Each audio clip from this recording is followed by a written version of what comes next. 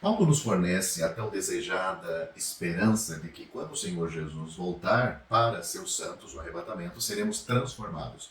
1 Coríntios capítulo 15, versículos 51 e 52, ele escreve: quando isto que é corruptível se revestir da incorrupção, isto que é mortal se revestir da imortalidade, então se cumprirá a palavra que está escrita: tragada foi a morte pela vitória. 1 Coríntios capítulo 15, versículo 54.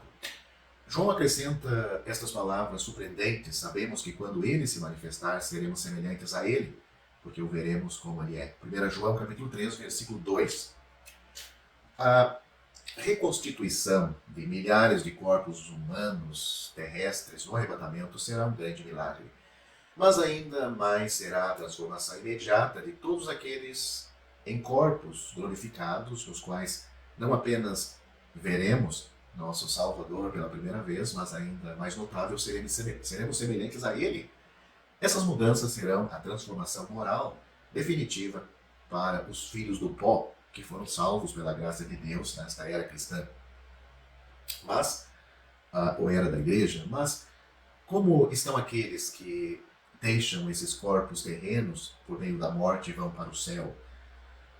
Foi Paulo, escrevendo em Romanos capítulo 7 sobre as lutas com a sua carne e sua natureza pecaminosa, quem perguntou: miserável homem que sou, quem me livrará do corpo desta morte? Romanos capítulo 7, versículo 24.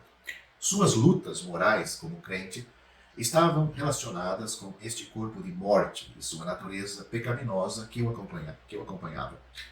Mas então o apóstolo, em seus últimos dias na terra, escreveu estas palavras em Filipenses, capítulo 1, versículo 23, em relação à sua vida, continuando ou talvez terminando. Tenho o desejo de partir e estar com Cristo, o que é muito melhor.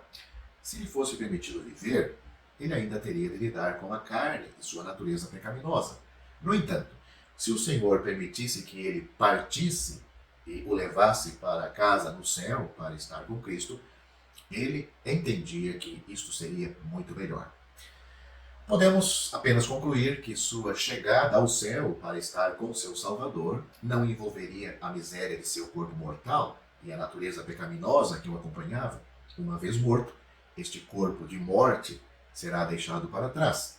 O escritor de Hebreus refere-se aos habitantes da cidade do Deus vivo, em Hebreus capítulo 12, versículo 22, e aos santos do Antigo Testamento que foram justificados pela fé, e os descreve como os espíritos dos justos aperfeiçoados. Hebreus capítulo 12, versículo 23. Justificados pela fé, eles permanecem em pureza imaculada, porque o valor da obra de Cristo foi imputado a eles. Parece então que quando o Senhor Jesus voltar e os corpos de milhões de santos adormecidos forem ressuscitados, eles se tornarão corpos glorificados, adequados para o céu. Eles serão reunidos aos espíritos, almas dos santos que já faleceram, cujos espíritos já foram preparados para a presença de Cristo. Nós que estivermos vivos no arrebatamento, é que teremos nossos corpos e espíritos transformados, moral e fisicamente, naquele momento tão glorioso. E então seremos capazes de apreciar plenamente nosso Salvador e estar com Ele para sempre. Antes de finalizar, gostaria de apresentar de uma maneira clara e concisa como temos tanta certeza da salvação e que somos salvos para sempre. Em João capítulo 10, versículos 27 a 30, o Senhor Jesus disse: as minhas ovelhas ouvem a minha voz, e eu conheço-as, e elas me seguem, e dou-lhes a vida eterna, e nunca hão de perecer, e ninguém as arrebatará da minha mão. Meu Pai, que mas deu, é maior do que todos, e ninguém pode arrebatá-las da mão de meu Pai. Eu e o Pai somos um. A palavra do Senhor Jesus aqui não pode ser mais clara. Ele disse: eu lhes dou a vida eterna, de modo algum perecerão. Estas palavras sozinhas são suficientes. Aqui o Senhor fala de maneira muito solene e definida que nós de modo algum pereceremos. É exatamente como dizer que não seremos abandonados, como mencionados anteriormente neste capítulo. Você precisa ler esse capítulo 10 de João, Evangelho de João, para entender como é a segurança dos salvos. E também como dizer que não entraremos em julgamento, mas passamos da morte para a vida, como já foi mencionado também no capítulo 5 deste Evangelho, versículo 24. Estas são palavras totalmente absolutas. O Senhor diz: eu lhes dou a vida eterna, de modo algum perecerão. Deus é um Deus eterno. Os que não conhecem Deus não sabem o que Deus fez. Se um homem conhece a Deus, ele sabe que tudo o que Deus faz é eterno. Deus nunca faz algo temporário. Deus não muda de tempo em tempo. O que Deus fez está feito feito de uma vez por todas. Deus não mudará após 2 dias. Desde que Deus tenha feito algo, está feito para sempre. Deus não salvará você hoje e o jogará no inferno amanhã. Ele não o salvará novamente no dia seguinte e o jogará no inferno novamente no próximo. Se esse fosse o caso, o livro da vida não seria muito bonito? Haveria cancelamento e correções aqui e ali? Deus é eterno. O que ele nos dá é vida eterna. Eis porque nunca pereceremos. Precisamos ver que tudo o que Deus faz é eterno. Deus jamais mudará. O homem pode mudar à vontade, mas Deus não faz isto. Uma vez que ele nos salva, estamos salvos eternamente. Nunca mais correremos o perigo de perecer. Que prova temos disso? Ninguém as arrebatará da minha mão, disse o Senhor. A palavra ninguém no texto original significa nenhuma coisa criada.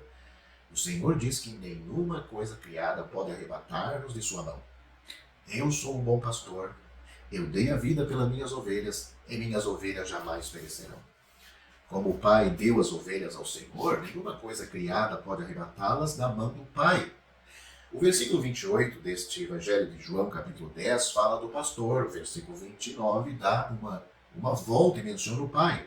Meu Pai que as deu a mim é maior do que tudo, e da mão do meu Pai ninguém pode arrebatar. A mão mencionada no versículo 28 é minha mão, e a mão mencionada no versículo 29 é a mão do Pai. Quem é o Pai?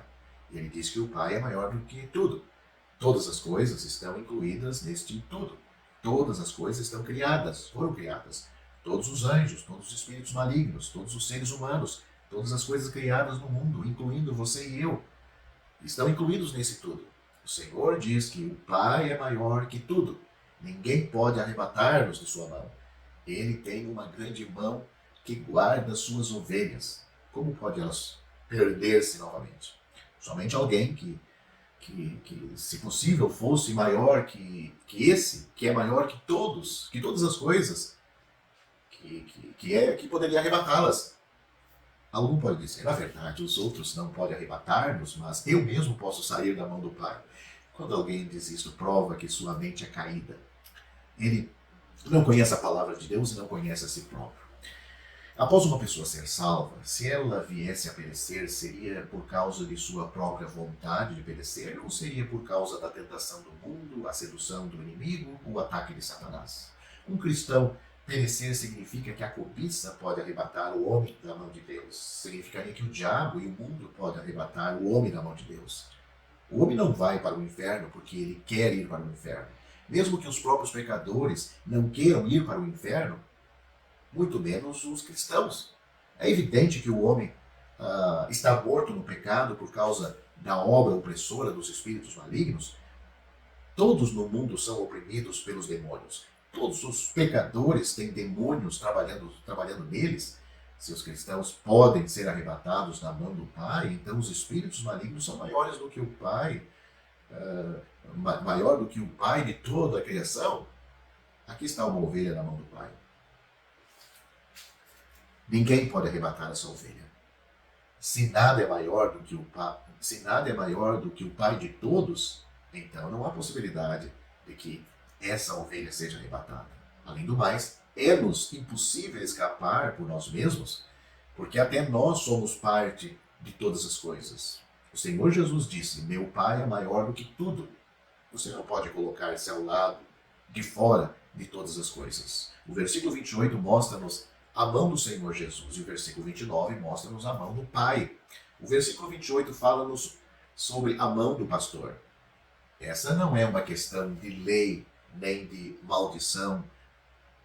tampouco de misericórdia, mas uma questão de ser guardado pela mão de Deus. O versículo 29 diz que a mão do Pai é maior e mais poderosa que tudo. Devemos considerar-nos seguramente guardados por duas mãos, a do Pai e do pastor. Porque o Senhor Jesus Cristo disse: o Pai e eu somos um. Portanto, o Senhor Jesus, além de dizer que pode nos salvar, está nos dizendo que é Deus. Deus o Pai tem o mesmo poder, ou seja, Deus o Filho tem o mesmo poder do Pai. O que o Pai guarda, o Filho guarda também. O poder que o Pai tem para guardar os salvos, as ovelhas salvas, as que têm a vida eterna, o Filho igualmente tem este poder.